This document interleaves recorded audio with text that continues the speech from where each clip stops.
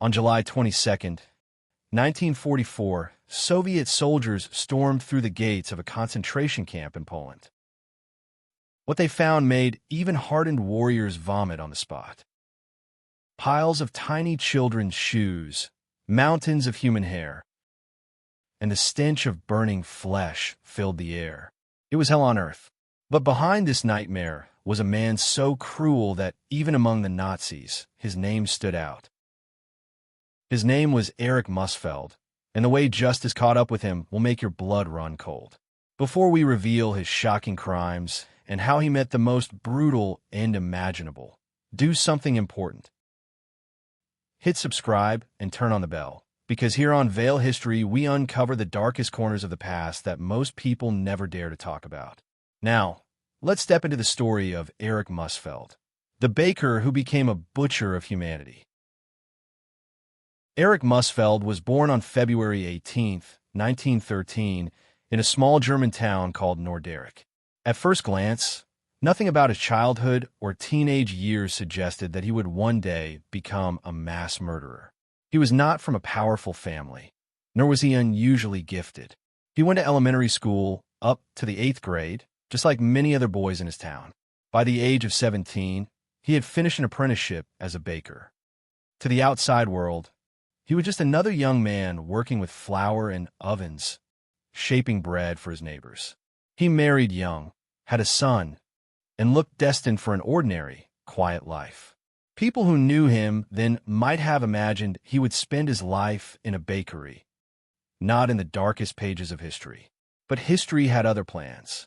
Everything changed on January 30th, 1933, when Adolf Hitler became Chancellor of Germany. With that single event, the country began its rapid descent into dictatorship, war, and mass murder. For Erich Muhsfeldt, this was a turning point. He quickly threw himself into the Nazi movement. That same year, 1933, he joined the SA, Hitler's brown shirt stormtroopers. 4 years later, in 1937, he transferred into the SS, the dreaded organization responsible for carrying out Nazi ideology and brutality. By 1939, he was a full member of the Nazi Party. The man who once baked bread was now preparing to destroy lives. On September 1st, 1939, German tanks rolled into Poland, starting the Second World War. By January 1940, Erich Muhsfeldt was inducted into the SS Totenkopfverband, the Death's Head units. These were not ordinary soldiers. They were specially trained men tasked with running concentration camps. Their insignia was a skull and crossbones, a chilling symbol of what they represented. These units were trained not to see prisoners as human beings, but as enemies of the state, unworthy of life. Orders were clear: treat prisoners with extreme cruelty, break their spirits, and carry out the final solution: the mass extermination of European Jews. Erich Muhsfeldt absorbed these lessons with frightening ease. By August 1940, Muhsfeldt was stationed at Auschwitz, the camp that would become the most infamous symbol of the Holocaust. At first, his role was as head of prisoner work commandos and block leader. This meant he controlled forced labor groups and oversaw how prisoners were organized. At Auschwitz, he learned the bureaucratic system of murder. He became skilled in moving thousands of people from the moment they arrived at the train station to the point of their deaths. He learned how to extract maximum labor from them before they collapsed and how to dispose of their bodies efficiently. Cruelty in the SS system was rewarded with promotions, and Muhsfeldt thrived in this environment. He quickly became known as a man without mercy, someone who not only followed orders, but also seemed to enjoy inflicting suffering. But Auschwitz was only his training ground. His true descent into monstrous cruelty began when he was transferred to another camp. In November 1941, Muhsfeldt was moved to Majdanek, a concentration camp located near the Polish city of Lublin. His position was even more horrifying than before. He was placed in charge of crematorium operations. Here, he didn't just oversee prisoners. He oversaw death itself. His role was central to making sure the machinery of extermination ran smoothly. During the winter of 1941 to 1942, the camp authorities introduced a terrifying new method of mass killing: Zyklonby gas. At first, the chambers were improvised, but by late 1942, Majdanek had at least 3 fully functioning gas chambers. 2 of these chambers were disguised as shower rooms. Prisoners, stripped naked, were told they were about to bathe. Once packed tightly inside, the doors were sealed, and Zyklon B pellets were dropped in from vents above. Within 15 to 20 agonizing minutes, silence fell. It was Muhsfeldt's job to make sure this process worked with cold precision. Between 1941 and 1944, Majdanek became one of the major killing centers of the Holocaust. Between 80,000 and 120,000 people were murdered there: Jews, Poles, Soviet prisoners of war, and others targeted by Nazi ideology. The methods of killing varied. Some were gassed, others were shot, hanged, starved, or beaten. Disease, poor conditions, and overwork claimed thousands more lives. The camp functioned not only as a prison, but as a factory of death. And Erich Muhsfeldt was at the very heart of it. Erich Muhsfeldt's name does not appear as often as Himmler, Eichmann, or Mengele, yet the crimes tied to him reveal the heart of Nazi barbarity in its rawest form. His posting at Majdanek concentration camp in occupied Poland gave him control over life and death, and he wielded that power with a chilling lack of conscience. Survivors later remembered him not as a distant bureaucrat, but as a man who looked into their eyes and still chose cruelty.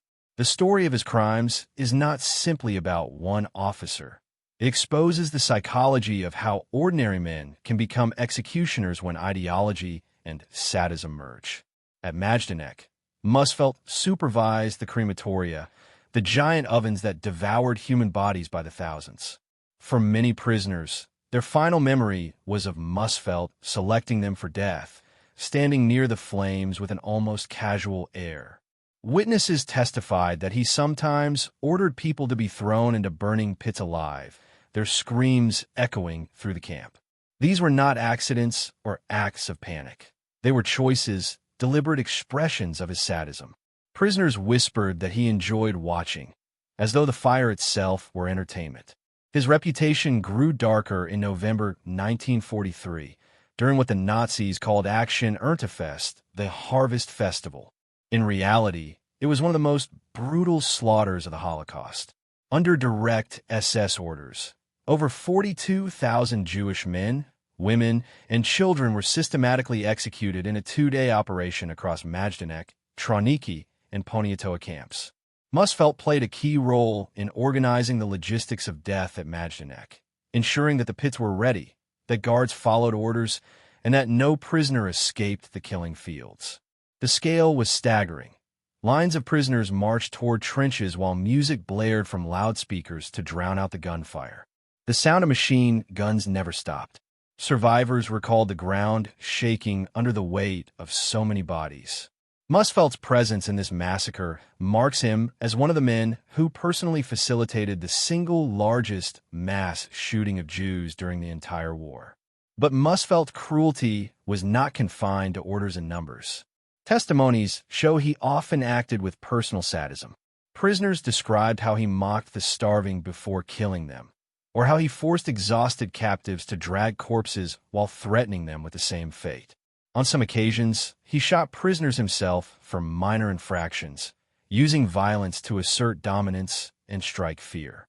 His brutality extended even to children, whose cries he ignored or silenced with a gesture of indifference. What is most unsettling is how normal he appeared on the surface. Guards remembered him as disciplined, strict, almost orderly in his daily routines. Yet beneath that rigid appearance lay a man who treated mass death like routine work. To him, burning bodies was just part of the day. This contradiction between ordinary behavior and monstrous cruelty is what makes Muhsfeldt's psychology so haunting. He was not insane in the medical sense. He was methodical, deliberate, and fully aware of what he was doing. He embodied Hannah Arendt's famous phrase, "the banality of evil." His role did not end with Majdanek. Later, he was transferred to Auschwitz and other sites where his experience in extermination was put to use. Wherever Muhsfeldt went, the system of death followed, and so did the fear he inspired among prisoners. Survivors who later gave testimony remembered his cold face vividly, as if it were seared into their memory forever. When the war ended and the camps were liberated, the full extent of his actions emerged through survivor accounts, documents, and forensic evidence. Bodies pulled from mass graves at Majdanek revealed the scale of murder. Testimonies recounted the sadistic games and the burning pits. Muhsfeldt could no longer hide behind the excuse of just following orders. His crimes had names, dates, witnesses, and they were too horrific to ignore. The promise of this story, then, is not only to uncover the biography of a Nazi officer. It is to confront the chilling truth of what happens when ideology strips away humanity, when one man's choices ripple through thousands of lives. By retracing the crimes of Erich Muhsfeldt, we understand how the machinery of genocide was built not only by leaders in Berlin, but also by individuals on the ground.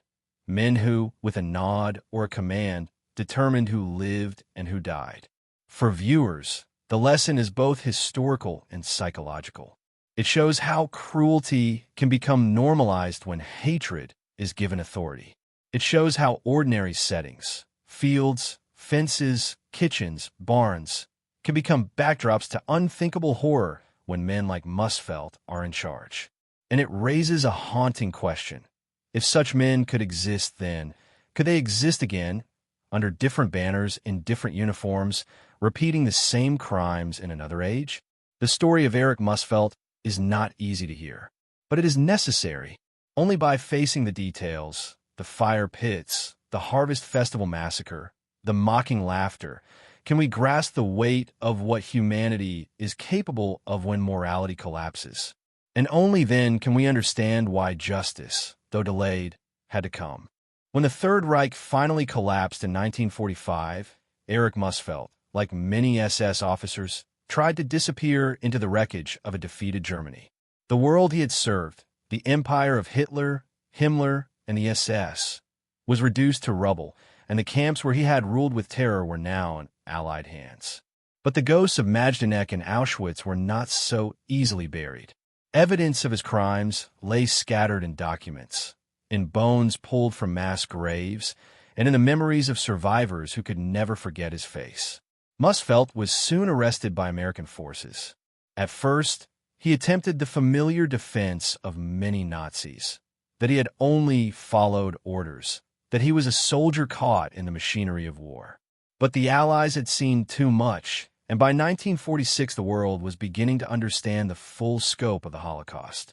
Photographs of skeletal prisoners, heaps of shoes and glasses, ovens filled with ash. These images shattered any illusion that men like Muhsfeldt were simply obeying commands. They had participated willingly in a system built on cruelty. He was placed on trial before a U.S. military tribunal during the Dachau trials, which sought justice for war crimes committed in concentration camps. The courtroom was stark, but its weight was immense. Survivors of Majdanek and Auschwitz testified about Muhsfeldt's brutality. They described how he had ordered prisoners into the flames, how he had overseen the Harvest Festival massacre, how his cold commands had sealed the fate of thousands. The testimonies were steady, and though painful, they carried the power of truth. Muhsfeldt listened as these words were spoken, but rarely showed remorse. Like many of his SS peers, he seemed trapped between denial and justification. At moments, he even appeared irritated, as if the trial were an inconvenience rather than a reckoning.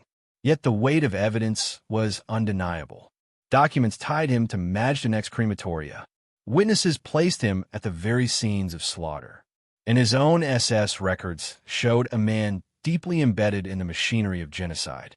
The tribunal judged him guilty of war crimes and crimes against humanity. The sentence was death. For months, he awaited execution at Landsberg prison in Bavaria, the same prison where many high-ranking Nazis faced their final justice. Accounts describe him during this period as withdrawn, rarely speaking of guilt, often clinging to the idea that he had been a soldier fulfilling his duty. This inability, or refusal, To face the moral consequences of his actions only deepened the sense of his coldness. On January 24th, 1948, Erich Muhsfeldt was led to the gallows. His death was not marked by grandeur, nor by any last-minute confession of regret. Instead, it was swift, like the hundreds of executions carried out by the Allies against convicted war criminals. But though his body fell into silence, the memory of what he had done could not be buried with him. For survivors, his execution brought a complex mixture of relief and sorrow. Justice had been served, but nothing could restore the lives lost, the families destroyed, or the dignity stolen in the camps he helped run. The ashes of Majdanek still carried the stench of his crimes. The fields where the Harvest Festival massacre unfolded were still heavy with unmarked graves. His death could not erase these realities, but it did send a message that even those who tried to hide behind a shield of orders would not escape judgment forever. In history's long view, Muhsfeldt remains an unsettling figure.